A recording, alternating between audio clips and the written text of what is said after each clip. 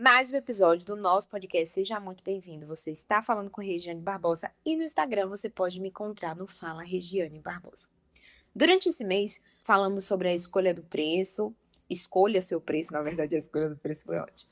O sustentar que vale, esse sustento da decisão, da escolha. E semana passada eu coloquei lá para vocês ouvirem, para vocês observarem 3 coisinhas. Se você ainda não ouviu, vai lá. Essa semana eu queria comentar sobre. Eu tenho estudado um dos evangelhos de uma maneira mais profunda por conta de outras questões, mas tem um milagre de Jesus que me fez refletir sobre algumas coisas e que, às vezes, no processo dessa decisão de uma escolha próspera, de escolher uma vida próspera, e essa prosperidade no sentido de você fazer coisas que realmente vão afetar toda a sua vida, não apenas dinheiro, tá, gente? Não apenas, quando nós falamos de prosperidade aqui, é para além de riqueza, de saldo bancário. Isso é uma consequência das coisas. É você compreender uma vida rica, uma vida próspera, uma vida que abençoa pessoas, uma vida que não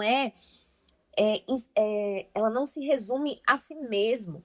É uma vida que vale a pena. Em um mundo onde as pessoas carregam tantas crenças, em um mundo onde as pessoas falam uma das outras, é uma vida tão...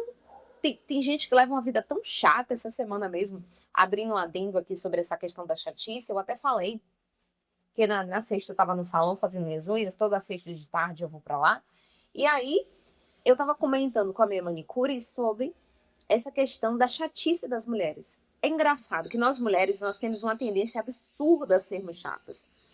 Não é à toa que a Bíblia diz que a mulher rixosa é melhor o homem ficar no canto do eirado do que junto da mulher rixosa e iracunda. E tem outra parte que fala sobre que o gotejar contínuo é melhor do que a mulher rixosa. Misericórdia.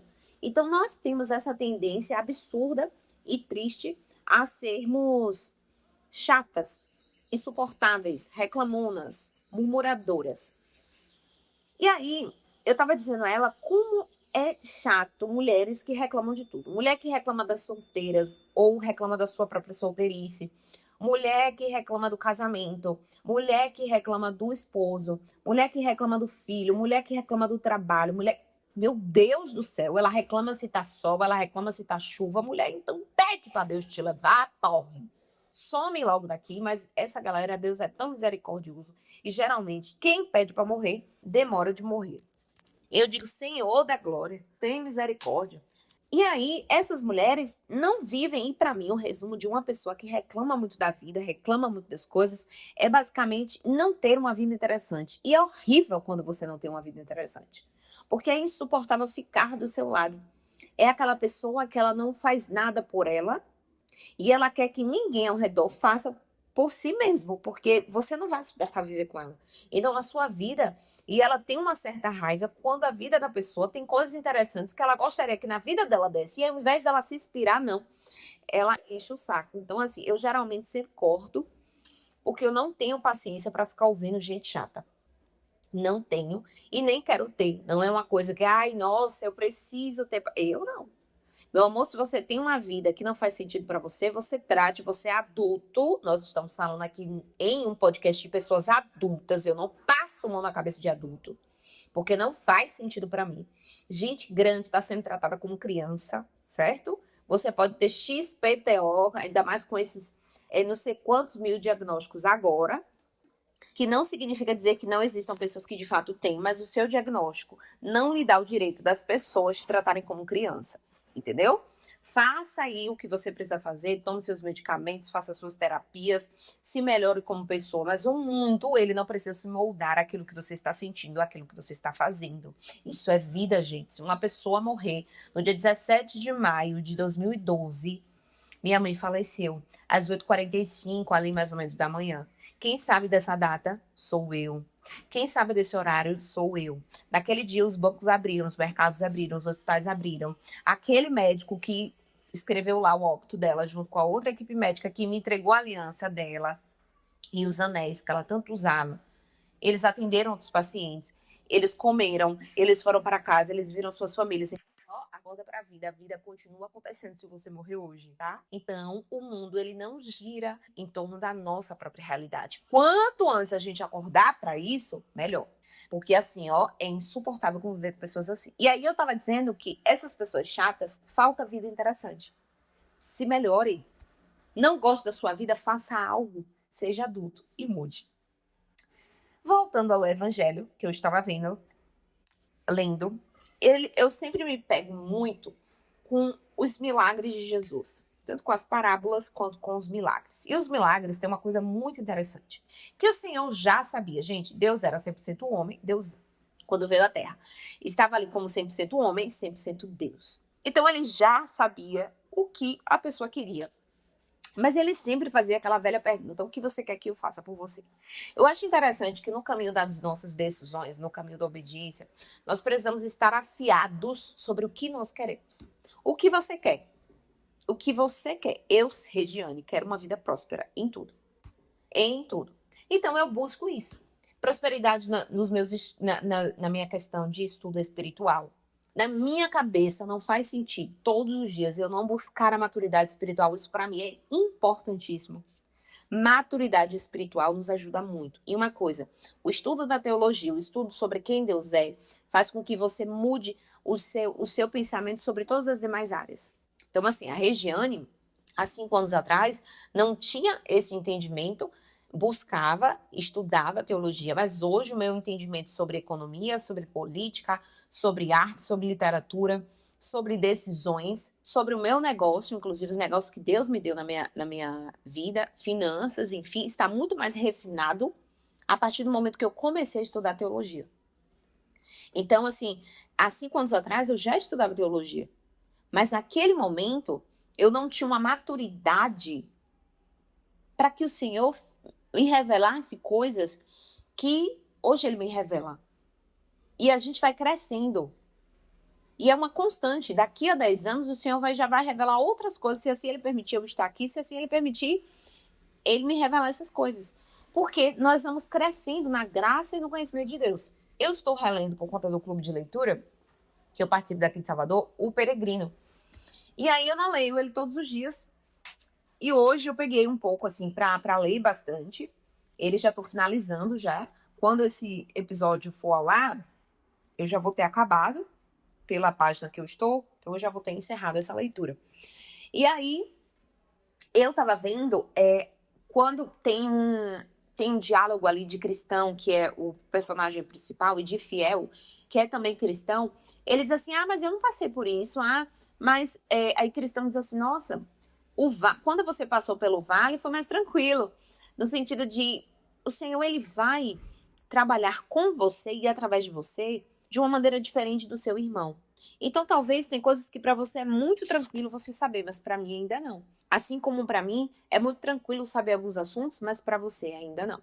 Então quando a gente busca a maturidade, o Senhor vai nos dando experiências pessoais e que faz com que enriqueça não apenas a nossa alma, mas que o nosso testemunho venha enriquecer outros.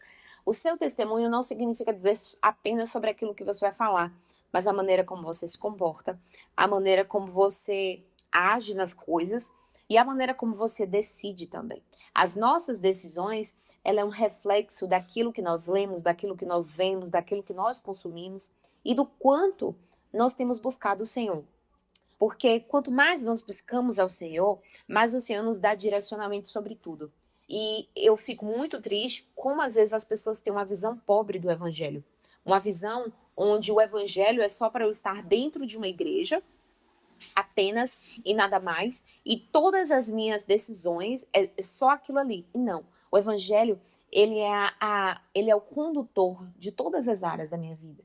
Todas, todas, todas, porque a Bíblia é nosso manual de fé e de conduta. E não essas citações que eu pego aqui, que eu pego ali. Então, hoje, o paganismo tem voltado muito, porque as pessoas pegam partes da Bíblia sem Jesus, elas pegam partes da Bíblia e colocam suas próprias teorias e chamam aquilo de que eu estou colocando tudo para Deus. Não, não é bem assim, tá? Tem muitas coisas místicas aí que é tudo paganismo. A gente precisa tomar cuidado. E como é que eu tomo cuidado? buscando de fato a verdade. E quem é a verdade? O Senhor mesmo disse. Jesus diz lá em João: o seu caminho, a verdade e a vida. Ninguém vem ao Pai senão por mim. E que bênção eu saber que existe uma verdade absoluta. Que bênção eu saber que existe a verdade. E a verdade é o Senhor. Isso é maravilhoso, porque isso acalma os nossos corações e isso expressa e nos tranquiliza a pensar que, poxa, que maravilha, eu posso me tranquilizar em Deus, eu posso entender que Ele de fato é a verdade, ele sabe o que Ele está falando e eu posso viver essa verdade. É um caminho tranquilo? Claro que não, gente. Assim como se você escolhe comer um hambúrguer todos os dias, a sua vida não vai ser tranquila. Pode ser nos primeiros 6 meses, mas depois você vai sentir o peso de muitas coisas. Não apenas o peso físico, mas o peso dos seus exames, o peso de diversas outras coisas. Assim como você gastar mais do que ganha, você vai sentir também. Assim como você não pagar seus impostos, depois você vai sentir. Assim como você trair a sua esposa, trair o seu cônjuge, você vai sentir. Assim como você não dar atenção aos seus filhos, depois você vai sentir. Ok? Ou você não dar atenção aos seus pais, depois também você vai sentir. Todas as escolhas nossas têm um preço. Escolha é aquela velha frase: escolha o seu difícil. E quando eu olhei para essa parábola de Jesus, que aí eu vou falar aqui para você, que é a Marcos 10, a partir do 46, que é 46 ao 52, que é a cura do cego de Jericó. O cego de Jericó já estava ouvindo ali que Jesus estava fazendo milagres naquele lugar. E ele disse: rapaz, eu não vejo, certo? Mas eu grito, eu posso sair correndo, eu posso fazer um monte de coisa. E assim ele fez: Jesus, filho de Davi, tem misericórdia de mim. Ele começa a gritar, gritar, gritar, gritar, gritar. E Jesus fala assim: traz o cego. Porque o pessoal estava mandando ele calar a boca. E quanto mais mandava ele calar a boca, mais ele gritava alto. A sua escolha, ela suporta quando alguém manda você parar? É aquilo que nós falamos semana passada. Observe as coisas, porque às vezes quem está ao seu redor não vai estar fazendo o que você está fazendo. Você sustenta? Aí eu te falei da Regiane do passado, que eu não sustentava, meu amor. Eu não sustentava. Agora eu sustento. Tanto que sustento que ou eu me afastei de um monte de gente, e tinha mesmo, eu me afastei de várias pessoas, e o resto das pessoas se afastaram de mim. Que bênção. Então, essas pessoas que estão hoje comigo são essas pessoas que eu quero caminhar. E as pessoas que estão chegando. Regiane, você tá triste? Não. Eu tô feliz. Porque se eu descobrisse isso com 50, com 60 anos, daria tempo ainda de recomeçar? Provavelmente sim, sempre dá. Mas eu ia ficar muito triste pelos anos perdidos. Então é melhor eu descobrir agora que eu tô nova. 50, 60, você também tá novo. Mas você entendeu o que eu quero te dizer. Porque as suas construções, ela vai depender também de quem tá do teu lado. E tem pessoas do teu lado que vão te aplaudir, mas tem pessoas, meu amor, que vai jogar água no seu projeto. Então, cala essa sua boca. Faça silêncio. Para de ser boca de socola. Tudo tem que contar. Parece criança pequena. Mais um ponto da maturidade. Quanto mais maduro você é, mais você sente o desejo de se calar. É uma coisa incrível. Eu não sei descobrir, mas lá em Provérbios nos dá sinais. Porque a sabedoria está no silêncio. Porque até o tolo calábio, ou até o tolo calado, ele é sábio. Olha só que interessante. Então pare de ser boca de sacola. E é uma coisa assim, volto a dizer, inexplicável. Por quê? Porque o Senhor, ele vai acalmando tanto seu coração que você não sente necessidade de falar. A tagarelice mora na imaturidade. Esse é um ponto importantíssimo de analisarmos. E aí o cego tá lá gritando, gritando, gritando, gritando, gritando. E Jesus chama o cego. Ele vai lá e dá um pulo. Ele tem perna. Ele não tem olhos. No caso, ele não tem visão. Olhos ele tem. Ele vai lá, levanta e vai até Jesus. Ele: o que queres que eu te faça? Gente, Jesus sabia. Lembra quando eu disse? Ele era 100% homem e 100% Deus. Então ele se acha que ele não sabe? Sabia? Mas assim, eu pergunto. Ele disse assim: eu quero ver. Você sustenta? Sabe aquela pessoa quando você diz assim: o que você tá em uma ali de lanche. Você vai comprar um lanche. E aí, a pessoa te pergunta: que lanche você quer? E você diz assim: porque a fila demorou. Porque não tem um caixa. Porque não sei o quê. A pessoa te perguntou. Você já tá com a fichinha ali. Você já pagou. E a pessoa tá ali esperando. O que você quer de lanche? E você tá. Ah, mas eu demorei 10 minutos. Ah, tá entendendo que não faz sentido? Converse com quem pode resolver seu problema. Na hora que pedir seu lanche, você quer o quê? Ah, eu quero um pastel. Ah, eu quero uma banana real. Ah, eu quero uma coxinha, eu quero um quibe. Pronto. Quem é o dono dali da quitanda toda? Ou de onde você tá, da lanchonete? Aí você vai depois e fala com ele. Ou senão você não volta, já que você não gostou do atendimento. E acabou. Mas na hora ali, perguntou, pronto. Aquele cego automaticamente disse, eu quero ver. Pronto. Era isso que ele queria. Ele podia chegar para Jesus e dizer assim, olha, estavam mandando eu calar minha boca. Eles falaram isso, falaram aquilo. Não. Quando Jesus disse, o que é que você quer que eu te faça? Eu quero ver. Pronto. Faça conforme a tua fé. Acabou. O cara voltou a ver e ainda foi acompanhando Jesus afora. Assim diz a palavra. Às vezes é tão rápido a sua escolha, mas é você que está atrasando. Porque você está preso e presa onde você não deveria estar. E aí você começa a desobedecer. E acha que está obedecendo, porque obediência parcial é desobediência. Você começa a racionalizar. Você diz assim, ah, Senhor, mas olha, eu decidi isso aqui. Ah, mas isso aqui não estava tão bom.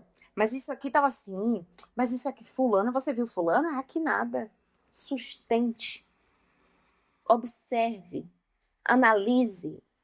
E vá a Deus fazendo, buscando maturidade naquilo que você disse que faria. Quando você decidiu treinar, você decidiu treinar 6 vezes na semana, 7 vezes na semana? Pois é, faça chuva, faça sol. Durma você 5 horas de relógio, durma você 12 horas de relógio, vá. Você decidiu tirar refrigerante? Pois é. Vá você em uma feira de refrigerante, de todos os refrigerantes do mundo, para você experimentar. Ou esteja você no almoço de família, numa confraternização entre amigos, ou dentro de casa e seu cônjuge, sua mulher pede um refrigerante, não tome. Tome água. A decisão é sua, sustente.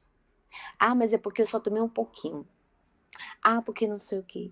Ai, nossa, gente, também não pode ser tão pesado assim. É nessa brincadeira de não ser tão pesado assim que tem crente dizendo assim, ó, nada a ver. Ou tem uma pessoa assim no negócio, ah, nada a ver, Deus nem vai se importar se eu fizer isso no meu negócio. Deus nem vai se importar se eu fizer isso nas minhas finanças. Deus nem vai se importar se nesse mês eu não der o dízimo. Pra que dízimo? Deus nem vai se importar se eu não ofertar. Deus nem... Tá entendendo? Não vai importar se eu não ler uma página. Não vai importar se eu não estudar. Não vai importar se eu não... Aquele negócio que eu decidi eu não fizer, eu não fazer. Entendeu? Aí você vai dando concessões e o seu cérebro vai registrando que você é assim. E você vai tendo mais oportunidade para você ser assim. Porque o evangelho não é natural pra gente, tá? Só pra te dar uma lembrada. Não é natural.